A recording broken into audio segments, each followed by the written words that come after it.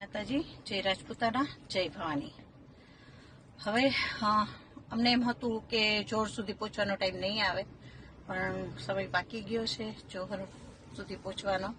અમે 2 દિવસ આપેલા, એ 2 દિવસ આજે પૂરા થાય છે, એટલે કાલે અમારે જોહર કરવાનું ફાઇનલ છે। આજથી અમારી બધી તૈયારી અમે ચાલુ કરીએ છીએ। સૌથી પહેલાં અમે હાથમાં મહેંદી લગાવશું, કારણ કે અમે સુહાગન બધા છીએ અને સુહાગન બધા જોહર કરી રહ્યા છીએ।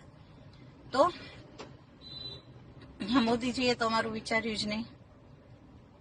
અમને છેક સુધી આશા હતી કે મોદીજી કંઈક તો કરશે રાજપૂતો માટે, રાજપૂતાનીઓ માટે। મોદીજીને ઇતિહાસ ખબર જ છે બધો। ખબર નહીં કેમ રાજપૂતો અને રાજપૂતાનીઓના જે ઇતિહાસ છે એને ખબર છે, રજવાડા આપી દીધા છે, એક જ વાર કીધું, અને તે છતાં મોદીજીને ખબર નહીં કેમ એવું નથી લાગતું કે રૂપાલાને કાઢવો જોઈએ એમ।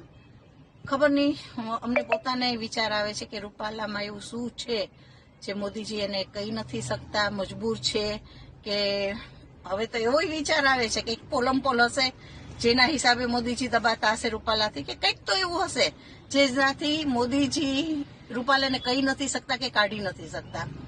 તો ફાઇનલ છે, કાલે અમે જોહર કરવા જઈ રહ્યા છીએ। હવે બાકી શું થશે એના માટે થઈ જાઓ તૈયાર મોદીજી।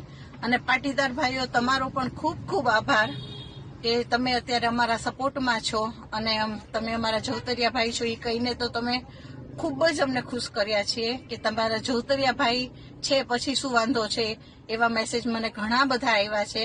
એ બધા જ ભાઈઓને મને સાચે દિલથી આભાર તમારો। જય રાજપૂતાના, જય ભવાની।